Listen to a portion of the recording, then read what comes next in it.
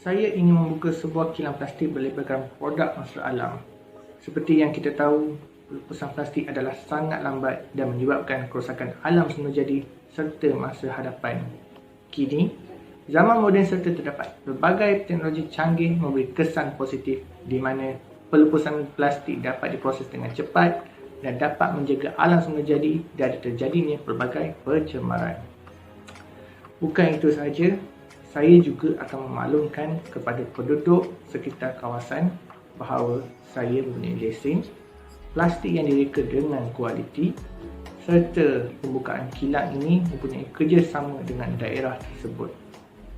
Pembukaan kilang ini dapat memberi banyak kelebihan kepada penduduk di mana dapat memberi peluang pekerjaan serta tempat kerja yang berhampiran dengan rumah. Sebagai contoh, penjagaan kedai makan antara pekerjaan yang dapat dibina di sekitar kilang. Itu sahaja. Terima kasih Harid sebagai developer, saya Afika Saida sebagai environmentalist. Saya faham awak ingin membuka kilang plastik yang berkualiti dan mesra alam dengan menggunakan teknologi yang canggih. Malahan awak juga mempunyai lesen dan mempunyai kerjasama dengan pejabat daerah. Bukan itu sahaja, tetapi awak juga dapat membuka peluang pekerjaan pada penduduk berdekatan.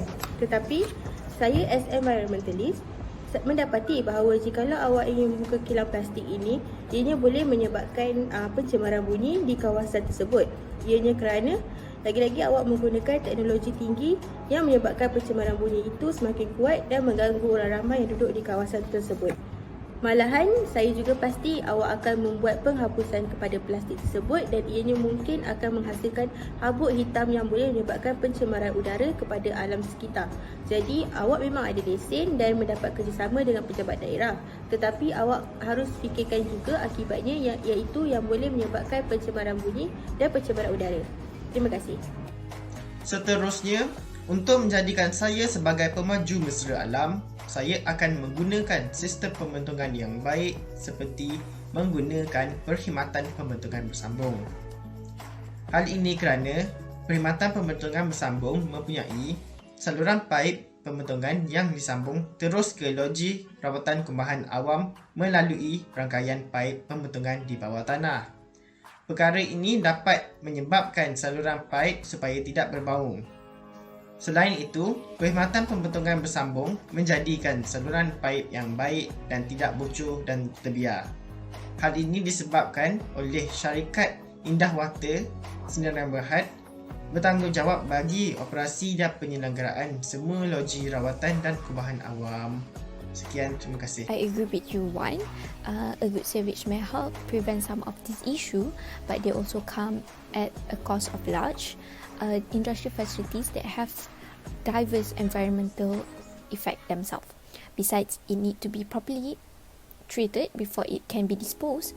There are two problems. If sewage is only partially treated before it's disposed, it can contaminate water and harm huge amount of wildlife. Other than that, if untreated sewage have reached a human water resource, which can cause disease to spread, such as E. coli, diarrhea and hepatitis. Even a properly treated sewage can have a problem. Recently, the researcher find out that microscopic plastic fiber released when certain clothes are being washed and can make it through wastewater treatment plants and into a marine ecology system, which they can harm animals and damage the food chain. Thank you. Saya sebagai seorang pemaju yang mesra alam ingin membuka sebuah pusat kita semula. Tujuan pembukaan pusat kita semula ini adalah untuk memudahkan urusan orang ramai untuk menghantar barang mereka yang tidak lagi digunakan untuk di kita semula. Contoh-contoh barangan yang boleh mereka hantar untuk di kita semula adalah seperti plastik, kertas dan logam. Itu saja. Terima kasih kepada Amir. Saya setuju tentang pembinaan pusat kita semula. Tetapi kami ada satu soalan rakyat. Bukan semua rakyat akan pergi ke pusat kita semula untuk membuang sampah. Begitu, awak boleh mencari pengurus korporat dan kita semula untuk mereka boleh mengeluarkan kuasa undang-undang supaya rakyat boleh pergi ke pusat kita semula untuk membuang sampah. Hai, saya sebagai developer akan meletakkan tong sampah kita semula di setiap sudut taman. Saya juga akan mempromosikan gaya mengamalkan kita semula dan menggunakan produk yang boleh dibiodegrasi untuk menggantikan penggunaan plastik. Seterusnya, penggunaan bahan aktif fosil boleh diminimumkan untuk elakkan pengeluaran karbon dioksida dengan menggunakan e-bike di setiap komuniti yang akan diberikan oleh developer. Sekian, terima kasih. Terima kasih saudara Calvin. Saya setuju penggunaan produk biodegradasi seperti plastik biourai adalah sebuah alternatif yang baik untuk menjaga alam sekitar. Namun, terdapat beberapa perkara yang perlu kita telitikan. Menurut laporan yang dikeluarkan oleh UN Environment Programme di bawah United Nations, penggunaan plastik biourai sebenarnya mendatangkan lebih banyak kesan buruk terutamanya kepada ekosistem marin. Untuk pengetahuan anda, plastik biourai hanya boleh diuraikan kepada partikel yang lebih kecil yang dipanggil mikroplastik dan hanya boleh mudah terurai pada suhu 50 darjah Celsius yang bukan merupakan suhu lautan. Selain itu, mikroplastik ini tidak mudah terapung di lautan dan akan terus jatuh ke dasar lautan dan memudahkan ia untuk dimakan oleh hidupan laut. Perkara ini dilihat memberi risiko kepada kehidupan manusia kerana kita memakan makanan daripada hidupan laut. Oleh itu, alternatif yang lebih baik adalah menggalakkan orang ramai menggunakan beg kita semula bagi menggantikan penggunaan plastik secara total. Hal ini dapat bukan sahaja menjaga ekosistem kita tapi juga menjaga kesihatan manusia. Sekian sahaja daripada saya. Terima kasih. Assalamualaikum, saya ingin mencipta pasar raya di Malaysia tanpa menggunakan penghawa dingin. Contoh di Afrika yang telah terbukti tidak menggunakan penghawa dingin, maka ia bukan sahaja boleh menunjukkan bangunan yang panas, bahkan boleh menjimatkan pemanasan global dan menjimatkan kos tertentu seperti penyelenggaraan kos pemasaran dan kos elektrik. Untuk menjayakan bangunan ini, kita memerlukan dua perkara. Yang pertama adalah hukum fizik angin, yang kedua adalah kipas besar. Contohnya, di masjid telah terbukti penggunaan kipas besar membantu menjimatkan kos yang tersebut. Jadi, saya percaya dengan sedikit penelitian dapat membantu saya menjayakan idea ini. Terima kasih. Sekali memang betul, tidak menggunakan penghawa dingin di ofis dapat menjimatkan elektrik, mengurangkan pemanasan global dan juga dapat mengurangkan pencemaran udara.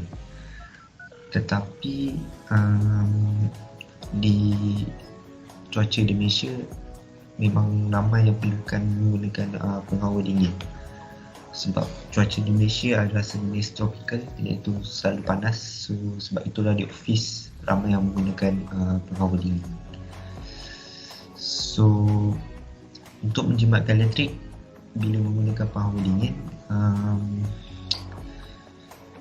untuk pengetahuan anda, suhu ideal untuk kesesaan dan kecekapan tenaga yang maksimal adalah antara 22 darjah Celsius hingga 25 darjah Celsius. Dan sebab itulah di suhu itu dapat menjimatkan elektrik. Kerana apabila di suhu 19, elektrik akan menaik dan itu dapat menaikkan kos. Apabila anda menggunakan suhu 22 sampai hingga 25, anda dapat menjimatkan kos. Dan lagi satu, anda boleh memilih penyaman udara inverter di ofis. Teknologi inverter sama fungsinya dengan pempecut di dalam kereta, hanya memberikan kuasa yang lebih atau kurang seperti yang diperlukan. Sebuah penyaman udara dengan teknologi inverter akan berjalan secara berterusan untuk memastikan kelajuan dan kekuatan pemampat sesuai dengan sewajarnya. Hanya sejumlah kuasa yang diperlukan untuk memastikan suhu stabil pada tahap yang diperlukan. Oleh itu, secara automatik ia akan menyesuaikan keperluan berdasarkan keperluan penyejukan sesebuah bilik dan dapat menjimatkan elektrik sebanyak 30 ke 40%. bergantung pada penggunaan. Ia sudah tentu satu penyelesaian penjimatan tenaga yang kita semua. Hello, my name is Afan Ifan bin Aiman with student ID of CS01080804 and I'm here to present my point as a developer in this case. Firstly, I would like to suggest to use advanced technologies such as machinery and electronics to conserve and preserve our Earth's environment. I have 2 points to support my case. One is to convert food stack into electrical energy to rely more on renewable energy and reduce greenhouse gases.